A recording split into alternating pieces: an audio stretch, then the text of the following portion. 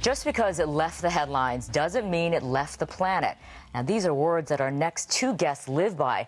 Andrea and Hunter PAYNE are the co-founders of Aid Still Required, a nonprofit organization that shines a spotlight on the people and struggles left behind after conflicts and natural disasters.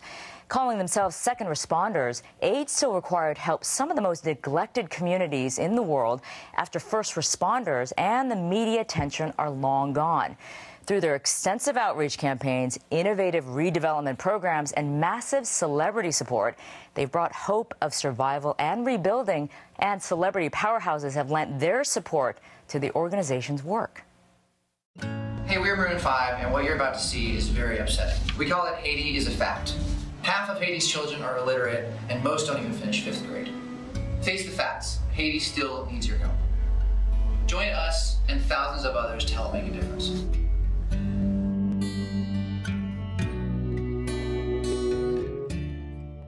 Very powerful. Well, here to tell us more about their work are Andrea and Hunter PAYNE from Aid Still Required. Welcome to Full Frame to both of you. Thank you for having us. Thank you. Thanks for having us. Hunter, let me begin with you. I heard that you once said that this became an accidental charity for you. You sort of fell into this. How did that happen? Well, accidental meaning we didn't intend on starting a charity at all. It was 11 years ago. You remember the tsunami of 2004? Actually, I covered it. That's right. As a journalist, yeah. So, were you in Aceh? Is it? I was in Aceh. I went to Indonesia where it was the hardest hit. Yeah. And I've got to tell you, I've never seen devastation like this in my entire journalistic career. And I had covered so many disasters. Right. It was literally annihilated. And I just thought to myself, how did people even survive if they did? Well, right? So that struck you, I guess. In Aceh, where you were, just that one area, because 12 countries were hit. Right. In that one area, 160,000 people were lost. Entire towns were lost. We knew someone who had lost 300 family members. In one village, 40,000 people, 35,000 died. Yeah. The loss was tremendous. Yeah. So that struck you. Well, yeah. I mean, it was the first major disaster in decades. I think it was the China earthquake in the 80s was the last major disaster, and so it galvanized the world. Yeah. But it doubly galvanized us because Andrea had friends who were in the area at the time. Oh. They had little kids, and they could have well been on the beach at 8:30 in the morning on a Sunday morning, and we didn't hear from them for 4 days. So we're wondering, of course, and we're nervous, and then we do hear from them. They're fine, and they tell us that they're helping with the relief effort. And we looked at each other and we said, wow, maybe there's something we can do, but we're 10,000 miles away. We don't know what we can do. We don't have any medical training or anything. But I was a musician at the time, and Andrea suggested, well, let's put together a CD compilation of independent artists, and we'll put it out to our fan bases, and we'll raise $10,000, and we'll send money over there, or whatever over there is. But then we got magic happen, and we got an endorsement from President Clinton's UN office. So suddenly we had an endorsement from President Clinton. Wow. Because of the CD? Yeah. That you and me? Well, we're only a couple weeks into the process. We didn't put it out yet. But we have President Clinton and the United Nations endorsing the project. So with that as a foundation, we're able to go out and get these big names, Paul McCartney, Eric Clapton, Bonnie Raitt. Just Paul McCartney. Right. Clapton, my gosh. Well, I'll just say one more thing. As Eric Clapton says, as long as the UN's involved, I'm in. Okay. So it's like, okay. Wow. Yeah. Well, Hunter says that magic happened, and it was magical, but it was also a lot of just picking up the phone and calling people and calling people and calling people. And we didn't know anyone who ended up on the CD except one person Hunter knew from the past. But it was really... so you were just cold calling people just to see if they might be interested in working on the project. Yeah. That alone is amazing, because you had never done real charity work before. No. And you just, I'm totally blown away right now by that. Because a lot of people think, oh, there's nothing I can do, so they never actually make the attempt. Yeah. Right. Well, that's one of the things that we feel like part of our job and what we're doing at Guess. We have field programs, and Hunter has really masterminded some incredible outreach programs. But it's really to show people that if you have a passion for something or to make a difference. I mean, we were just two people sitting in our kitchen and had this idea and then started brainstorming, and you know, you live in LA, but not necessarily just LA, but you know somebody who knows somebody who knows somebody. And when you continue to share it and just reach out, people really do want to help. And they just don't necessarily know the way. So we were giving them an opportunity, right, you know, to contribute. Well, the idea of aid still required, I love, because of what we said. Once a big story leaves the headlines, and me, again, being in news, I know this, I'm guilty of this. Once it's beyond the news cycle, it goes away. So people don't hear about it anymore. So your whole premise is to go in there as second responders, right? Tell me about how that works and what you're effectively doing in these places. Well, the idea of being a second responder is we wait about a year, and then we go in and we see what communities have been left out. We want to see what other groups are going to take on communities, and if they have what look like sustainable projects, then great. That community is taken care of. But we then look for the communities that aren't, and there are massive numbers of communities that aren't. And then we look for communities that were already neglected before that. So they're the shanty towns and the slums and the farmers that are way out in the bush or like that. And we look in those communities for the most motivated of those communities, because we are firm believers that everyone has the potential to live lives that they really love. And that means whether you're educated or not educated. And the difference between being educated or being in a community that we start developing with them can be night and day for people and for that entire community. Right, right.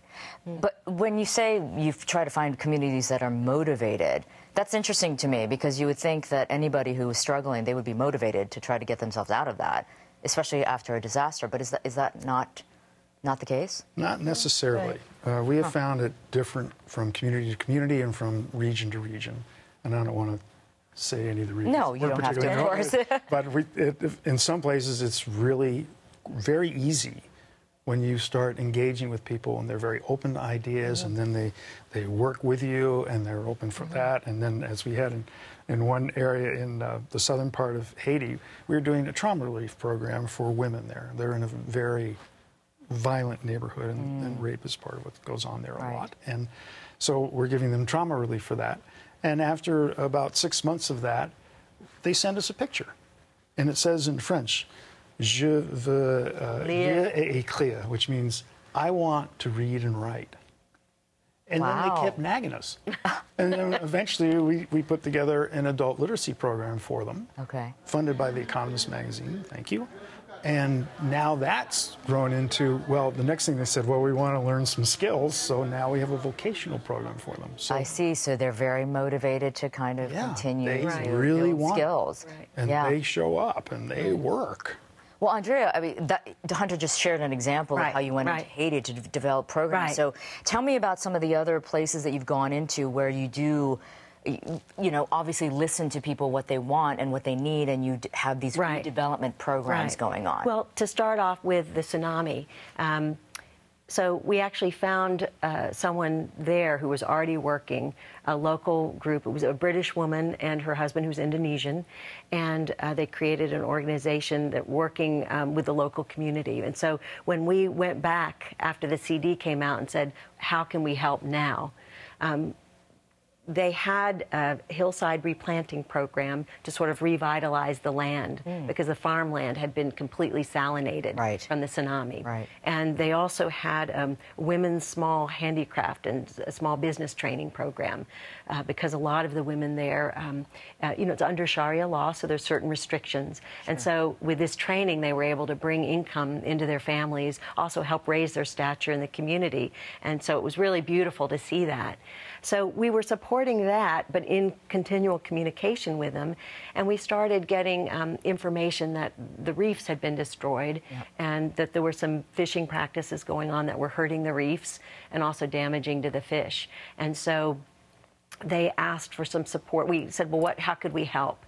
And so they wanted support for marine patrols. And so the community created the marine patrols to patrol the reef and sort of act as policemen with people who weren't fishing properly and treating the reefs properly, and then also to help supply funds for them to, they create something called rum pums, which are a kind of a structure that you put in the reefs, which help breed more fish and revitalize the reefs. So that was something that through communication with them, we were able to sort of help them put these other structures in place that weren't there when we first started. So what I like, and correct me if I'm wrong, it sounds like you really do try to customize. Yes, absolutely. You know, what their needs are instead of just going in there and like throwing a program at them, you know, whether it sticks or not kind of attitude, right? Well, one of the things that we found, obviously we're not a big organization. It's just the two You're kind of looking at it. That to me is amazing because you would think you would have this whole team of people, but it's just the two of you. Yeah. Well, it's the two of us in the United States, but we have leaders in all the different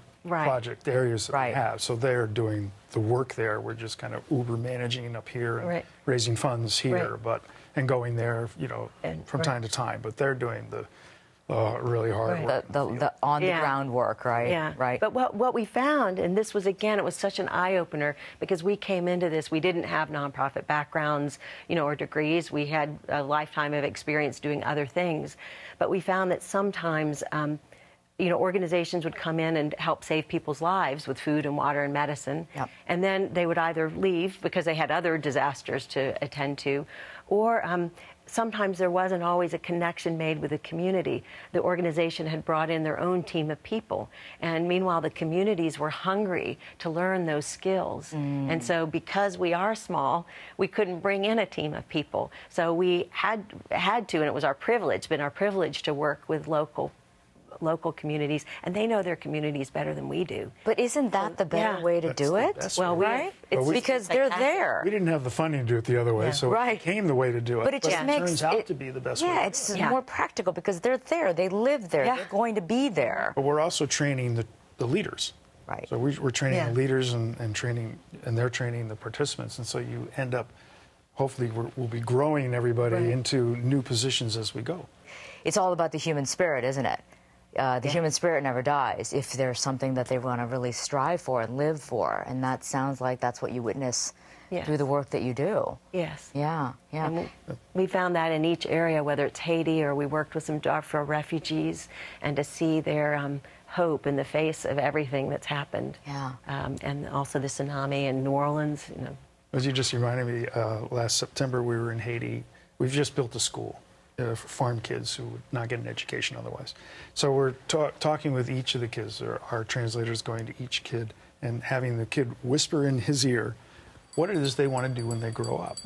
So we were really curious to see what that was. And we had the parents there on purpose so that they could hear what the kids said. And what came out of their mouths would be the same thing that comes out of any developed country's kid's mouth. Doctor, accountant, teacher, lawyer. We had a police. How do they even know what a lawyer is? Right. Yeah. But they want profession. Yeah. They have that dream. And we wanted and we didn't know what they'd say, but we were glad the parents were there because then they could see, wow, my kid wants that. Yeah. And then, of course, the common denominator to all that is having an education.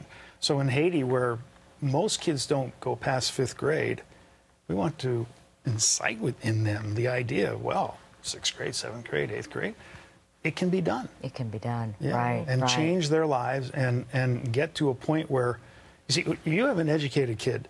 That kid grows up and becomes a parent, will never raise an uneducated kid. It will not happen. That's right. So you've just created generations of literacy and better. And let's point out that when you educate girls, it's so powerful. Right. Right. So at that the school, really can change the world. Our mandate with the school, in order to build the school for them, was at least 40% girls. They have 50% girls, but they at least 40 because it is a gender situation. Right. In that country too. Right. Yep. So yes, you want that. Right. How important is it to get that celebrity support to be able to get your message out? And obviously, you've done a pretty good job. Yeah. Well, for example, the Kobe Bryant PSA that we produced. So that, because it was Kobe Bryant, and because Kobe was the best ball player at that time in the NBA, and because it was an issue that wasn't the local Boys and Girls Club, it was something Darfur. I mean, this is how many years ago? 8 years ago. This is before Darfur became a household word. The idea was to make Darfur and the conflict a household word. So when Kobe did that, there was great interest. So ESPN shows it, Fox Sports shows it, Then Christiane Amanpour says, we want to show it on our genocide special, so she shows it.